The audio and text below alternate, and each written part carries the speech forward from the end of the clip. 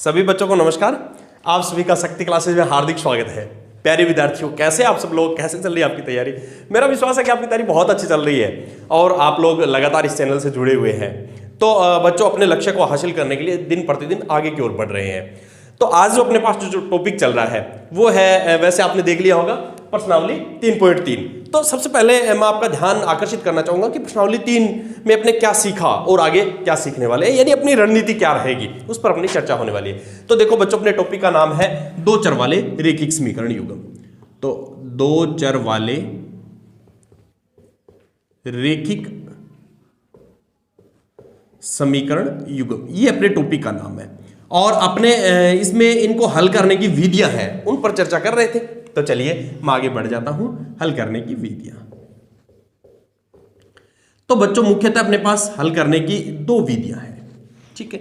तो चलिए ये देखिए, मैं भी अपने आगे के चैप्टर्स में क्या सीखेंगे, क्या अपनी रणनीति रहेगी, उस पर अपना ध्यान आकर्षित करना चाहूंगा।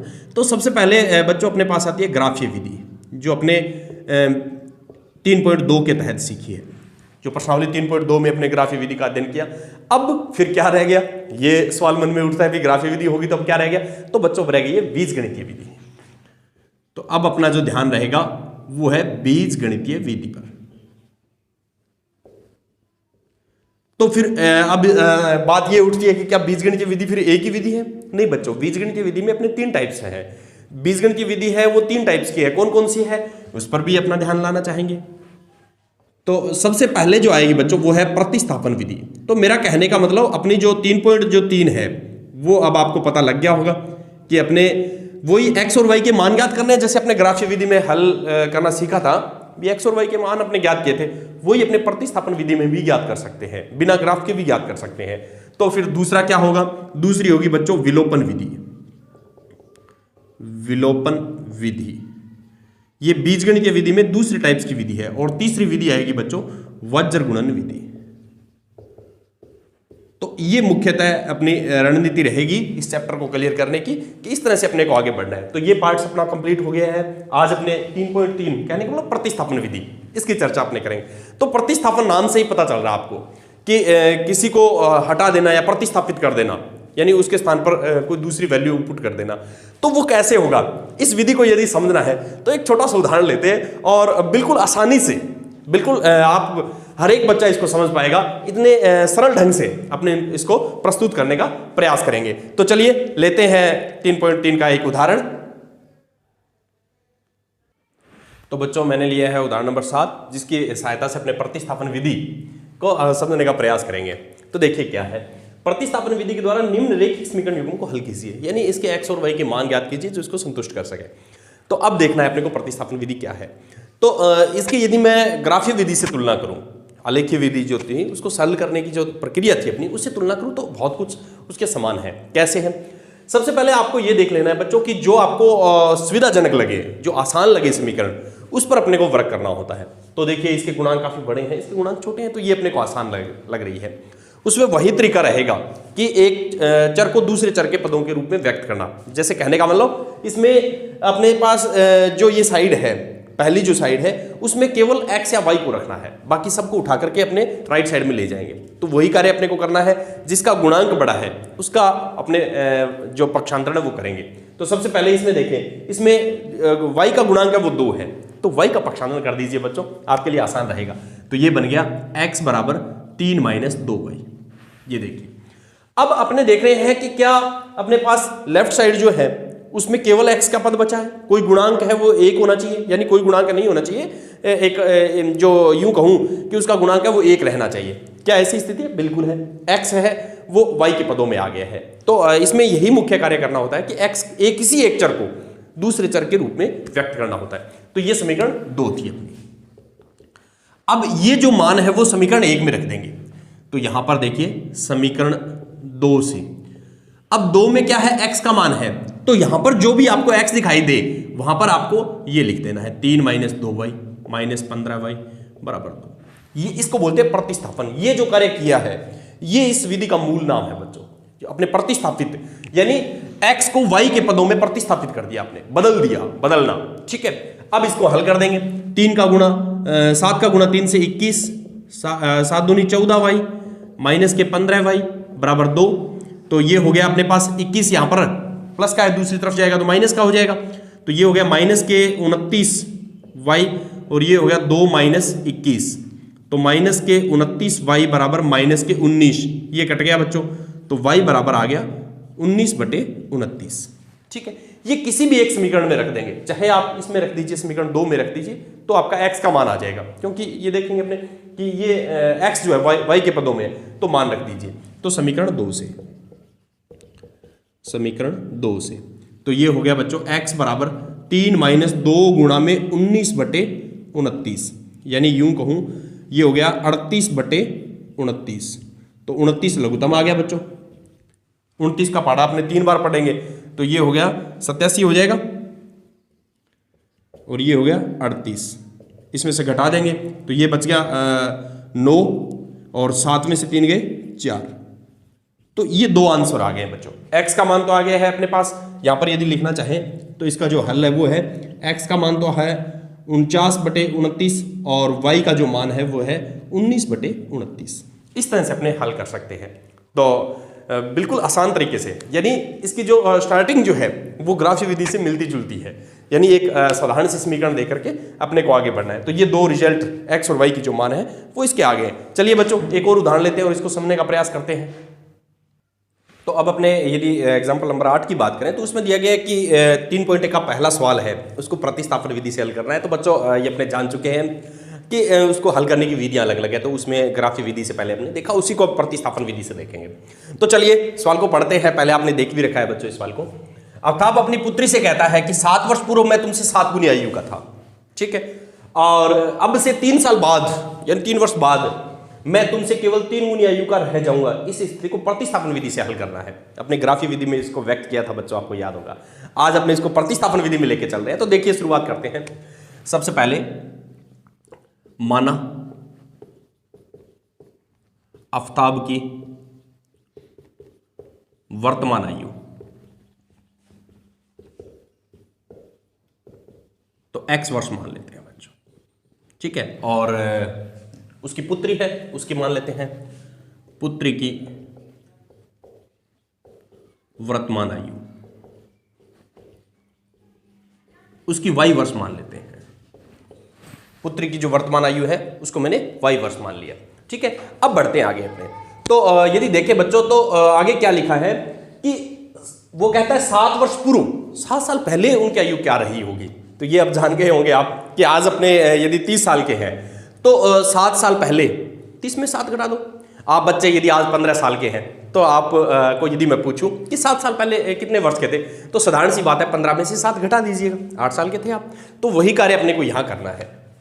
तो मैं ये लिखता हूँ बच्चों 7 वर्ष पूर्व, 7 वर्ष पूर्व, ठीक है। तो आफ्ताब की आयु हो जाएगी x माइनस 7 और उसकी पुत्री की हो जाएगी y माइनस 7।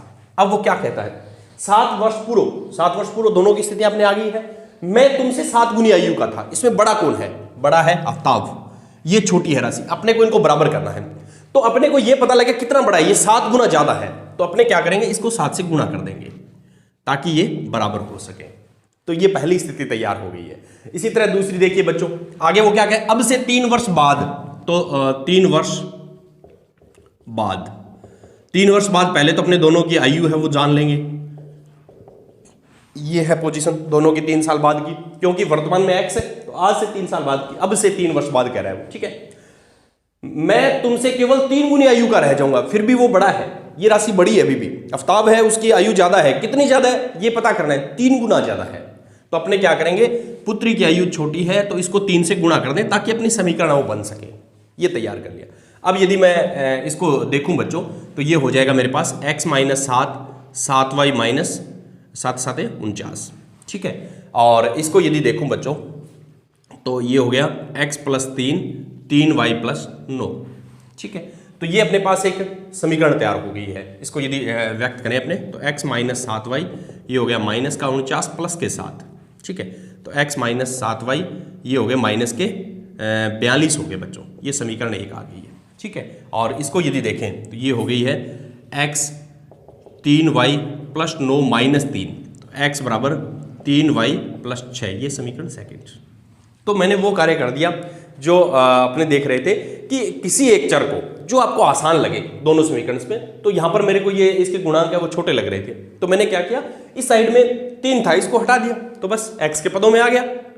ठीक है, y है उसको मैंने व्यक्त कर दिया x के पदों में, x को व्यक्त कर दिया y के पदों में। ठीक है, अब प्रतिस्थापन का मतलब क्या है, बदल देना। तो यहां से अपने को उठाना है x का मान और वो इस समीकरण में रख देना है। इसमें x को हटा देंगे अपने, इस समीकरण में जो x है इसको बदल देंगे किससे, 3y प्लस 6 से, क्योंकि अपने को पता है x बराबर 3y प्लस 6 है। तो समीकरण 2 से, समीकरण 2 से, यही मूल प्रतिस्थापन विधि का मतलब है बच्चों। 3y प्लस 6, ये देखो प्रतिस्थापित कर दिया मैंने x को y से, माइनस के 7y माइनस के 42, तो ये हो गया माइनस के 4y हो गया, माइनस के 42 और प्लस के 6 हो गया, तो माइनस 4y और ये हो गया बच्चों अपने पास माइनस के 36, माइनस से माइनस कैंसिल, तो y बराबर 36/4 यानी 9। तो y का मान 9 आ गया, तो अपने x का मान रख सकते हैं। ठीक है, तो इसके आगे अपने को करते रहना है, समीकरण 2 में मान रखने पर कोई सी एक समीकरण में मान रख लीजिए। तो यहां पर बिल्कुल आपने व्यक्ति कर रखी है तो उसमें मान रखिए, ज्यादा आसानी रहेगी आपको। तो x बराबर 3 गुणा में 9 प्लस 6, ये हो गया x बराबर 27 और 6 33। तो ये तो आफ्ताब की आयु आ गई, अतः आफ्ताब की वर्तमान आयु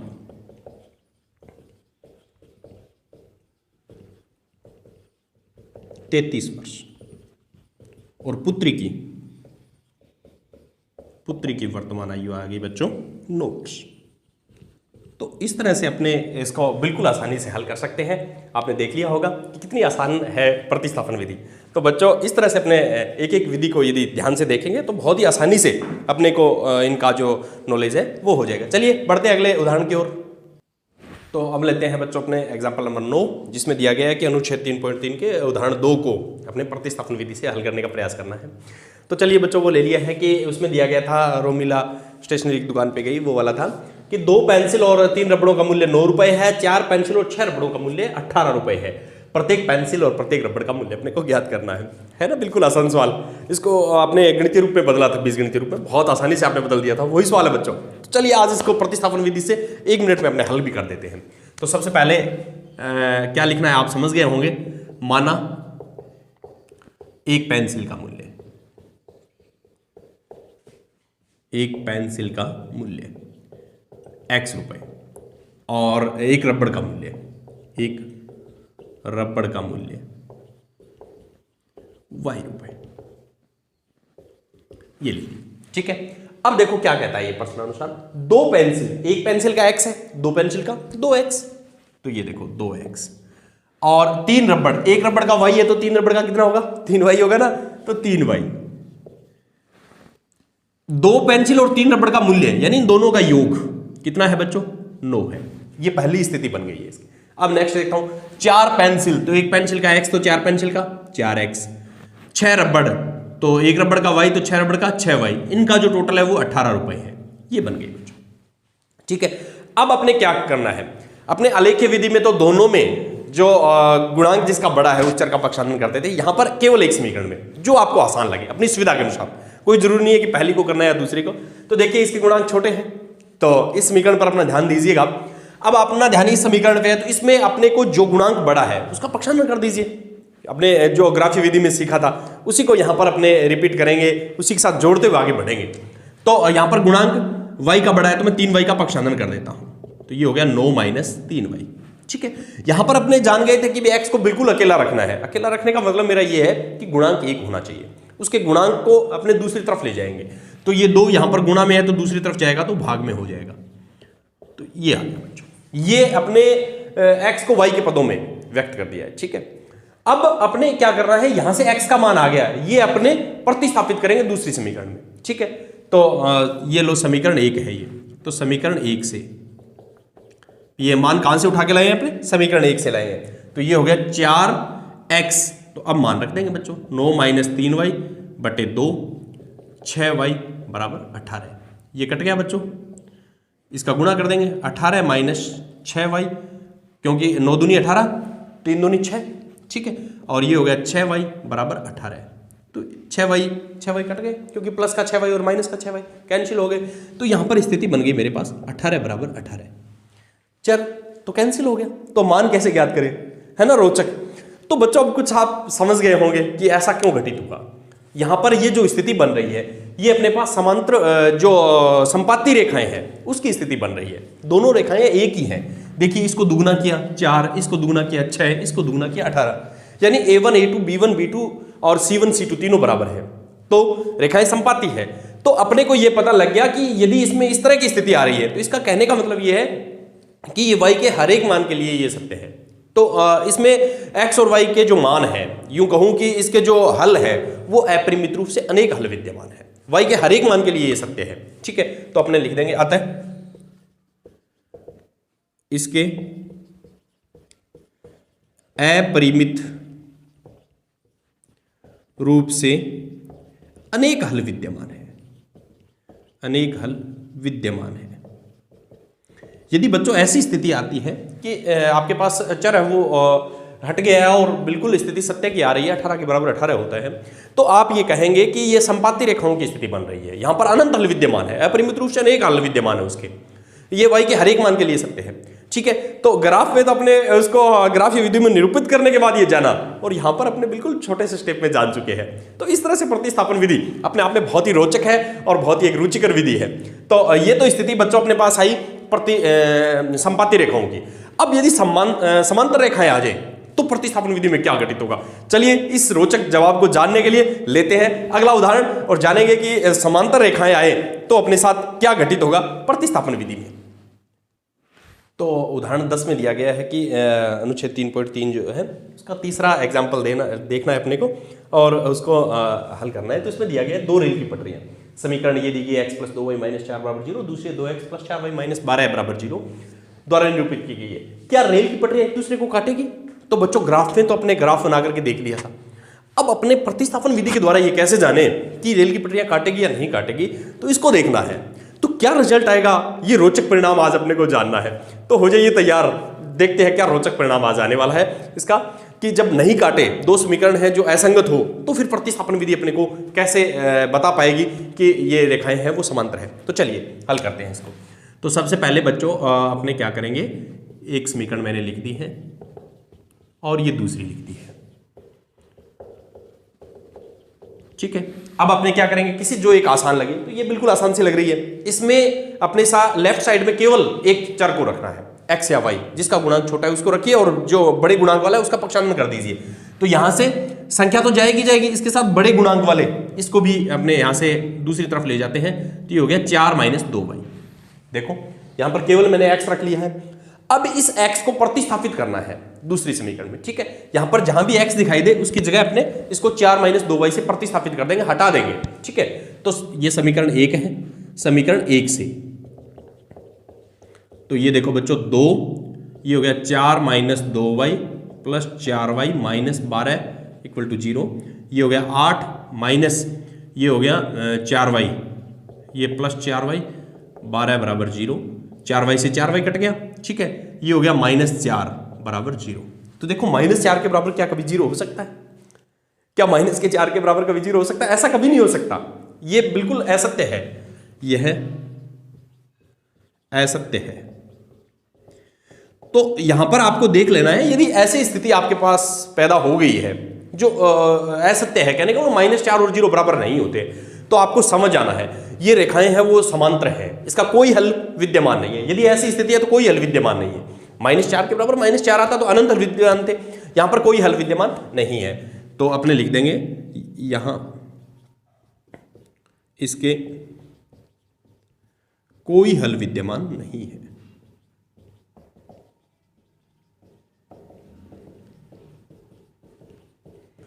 तो इस तरह से प्रतिस्थापन विधि के द्वारा बच्चों अपने यदि समांतर रेखाएं आए तो इस तरह से स्थिति को जान सकते हैं। यदि संपाती आए तो भी मैंने आपको बताया अभी किस तरह से अपने जान सकते हैं कि संपाती है। तो प्रतिस्थापन विधि अपने आप में बहुत ही शॉर्ट है, आपने देखने हैं कि लगभग 4-5 स्टेप में कंप्लीट हो रही है। और कुछ आलेखीय विधि से मिलती जुलती भी है। तो इस तरह से यदि आप इसको तैयार करेंगे तो बच्चों बहुत आसानी से आपकी तैयार हो जाएगी। मेरा विश्वास है कि ये एग्जाम्पल आपको अच्छी तरह से समझ में आए हैं, जिसमें एक एग्जाम्पल में तो अपने प्रतिच्छेदी रेखाओं को हल किया है, एक में समांतर को, एक में संपाती को हल किया है और एक अन्य अपने साधारण समझने के लिए किया है। तो मुख्यतः 4 उदाहरण यहाँ पर किए हैं। तो आप इन उदाहरणों को अच्छी तरह से अपनी नोटबुक में तैयार कर लें ताकि एग्जाम के समय ये अपने लिए एक बहुत अच्छा सहारा बन सके। मिलते हैं अगले वीडियो में, तब तक के लिए धन्यवाद।